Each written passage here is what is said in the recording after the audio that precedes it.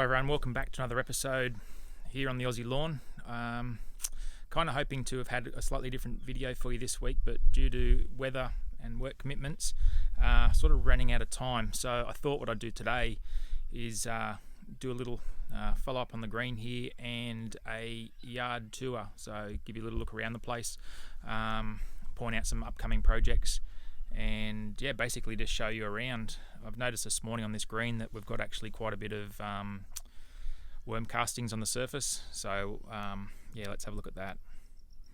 So worm castings are basically it's worm poo.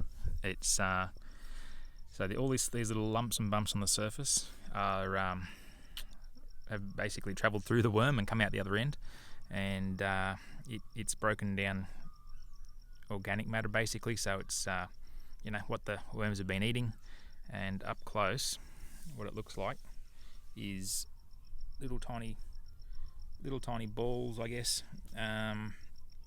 It's highly nutritious for the lawn, and what it'll do is if once the sun comes out and dries out, this would have broken down and sort of gone back into the ground, but while it's so dewy and so wet, it's just going to stay on top of the surface like that. So mornings like this, it actually looks really bad. It looks like Ant City, but no, it's just the worm castings doing its thing. We've had a lot of rain overnight, so yeah, that's what's amplified this, and they're digesting their food a bit better in that sort of more moist conditions. Some people choose to treat them. I'm happy for the worms to stay here because they're doing good to the soil. And as I said, it's not an issue for me. If this was an active playing surface, it might have been a different story, but yeah, no point getting too concerned about it in your backyard, I don't believe. Okay, so we're here now on my little patch of buffalo. I've started to do the winterization of this lawn. So the other day did spray the broadleaf weeds. There were some broadleaf weeds coming in, so there was a 7-day sort of period either side of not mowing, fertilising, etc. So it's a few more days time, we'll give it a mow, give it a feed, and I'll do a winterization video, how to set the buffalo up for winter. But we're having a good result so far from the Yates Buffalo Pro selective herbicide. The bits of milk thistle now are starting to well and truly curl their toes up. Great result from that. It's worked really well. Had a bit of dandelion there. So once it's 7 days has passed, we'll come back and I'll do a specific video. There was a few weeds in this garden here too. I just ran straight over that with the spray and getting good results there too. So we'll come back to this and do a separate video on the feeding and so forth, and setting this up for winter. So all you buffalo people out there will get an idea that now is the time to start thinking about it, especially if you're in South Sydney or south, so Melbourne, Victoria people, you've got buffalo. Now is the time to get the fertiliser ready. So yeah, stand by for that video coming up and have some fertiliser ready to go if you possibly can. Righto, so we'll wander up the back now.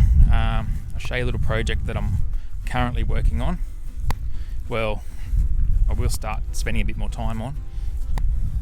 New garden going in up here, and there's a water feature which is actually a cattle trough, which will become a fish pond. So I should get some good sized fish in this. This is an 8 foot trough. Going to hook this old water pump up to a pump in the pond, so it'll flow in and create a water feature. Get some lilies and stuff in there. So probably will make this a channel. Make this a episode in the channel, sorry. The garden itself will be quite large. It's basically, it's going to be a raised garden bed using the bush rocks up the back. We'll go and have a look at that in a second. But so basically what's happening here is, as you can see where the roundup's already happened, so the garden will sort of start from not much at that tap. It'll wander around here in a half circle. It'll probably cut back in a bit short of that. It'll probably cut back in about here, and then wander around up to that back corner. So quite a large garden. I've managed to get hold of some really good quality self-mulching black soil. So yeah, we'll get a little dingo, a little bobcat in here, and we'll move all that into place into this section here, and it'll be a raised bed. It'll probably come 6 inches short of the, maybe a little bit more, 6 inches short of the top of the trough there. So yeah, so that's sort of that's going to be my little winter project. So that's a bit of content when the grass stops growing. So yeah, you can see over here. So bush rocks are sort of all ready to go. I sort of arranged them into different sizes, junk section, bit of wood and stuff like that. Shut your eyes to that. More rocks, and one big mother of a rock right there. So this here is one of those Queensland bottle trees that gets a big trunk on them that some of you may have seen before. And then up the back paddock here, this is not actually my land, but I'm pretty lucky to have no neighbours behind me. Makes for a great view. Yeah, so that's when you look at the back of my place, this is what I see.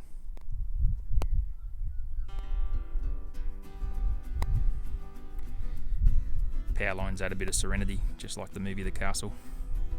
We've got some dwarf style bougainvilleas, and I just keep those in a hollow log. They're planted into the ground, but the hollow log provides a bit of protection from the frost. I mean, obviously this top section here will die off a bit when we get our few frosts that we get, but within that hollow log it creates a bit of a barrier and enables the plant to shoot back up again in the coming spring. So these trees here are a broadleaf bottle tree, so they will get not quite as a big a trunk as the narrowleaf tree I showed you a minute ago, but nice, fast growing, nice little shade tree, and Australian native as well. More bougainvilleas. So along the back fence, this creates that really nice splash of colour, and they're really, really vivid, really, really vivid. They're great. I like these bougainvilleas. They're cool. Blossoming grafted gums. This is the wildfire variety, and right now it is just alive. There's bees doing their thing, little bugs having a feed of the nectar. These little inside these are just absolutely full of nectar, and the insects and birds absolutely love it. So yeah, this is putting on a really, really great show at the moment. It's quite a large block I've got here. It's about an acre, just a little bit shy. So there's plenty here to do, and just not quite enough hours in the day. As I said, excuse the mess, we're sort of half in a bit of a construction phase at the minute, but yeah.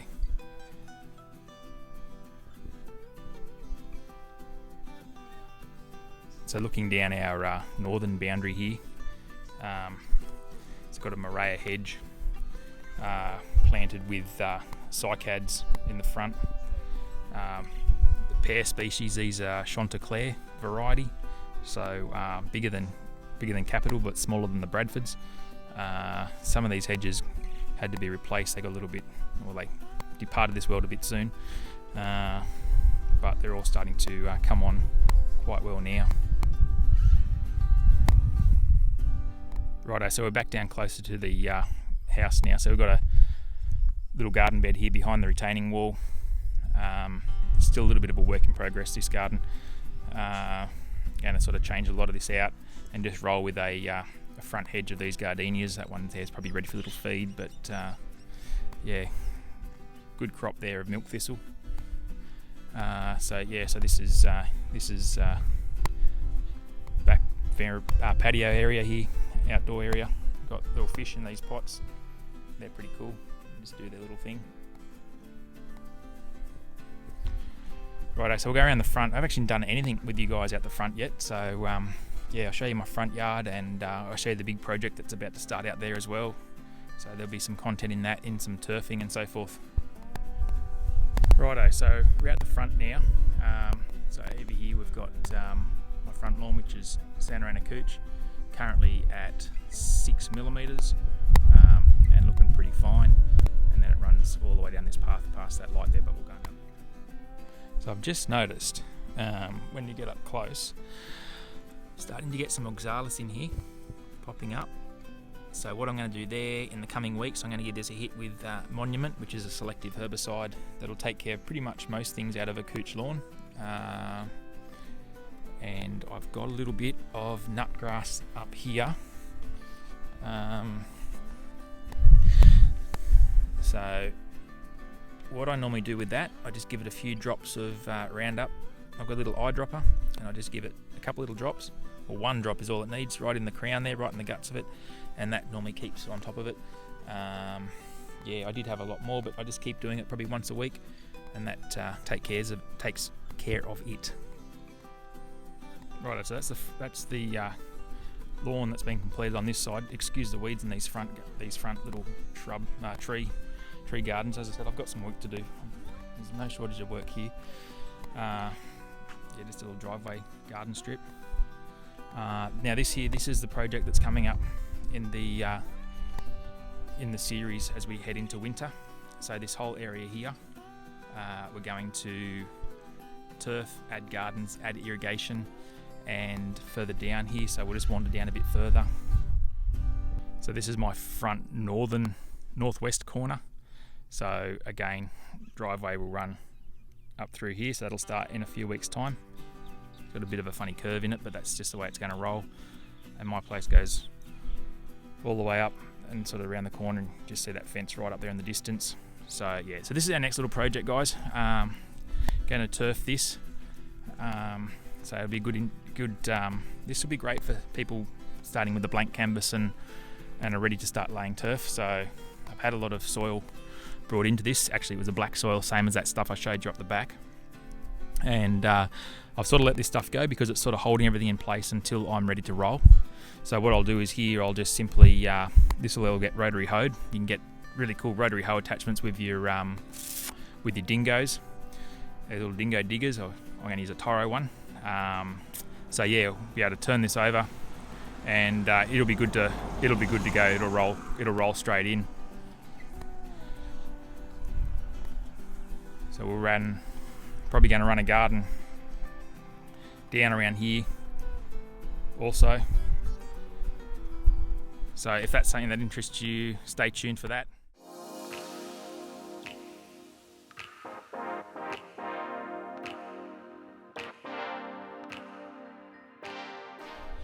Well, that's about all I've got for you this week. As I said, we've got a lot of rain coming in. I was going to start the glyphosate video that we talked about probably about a month ago,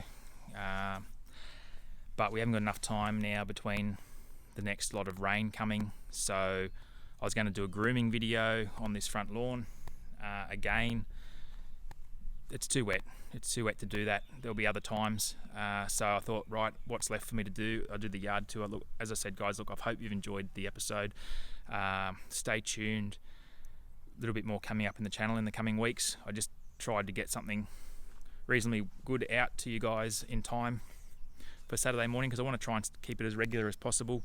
As I said, this week's been a bit challenging with work, but hopefully you've enjoyed this. And yeah, special shout out to all you new subscribers. Thank you very much for your support. It's much appreciated, and we'll see you next time here on the Aussie Lawn.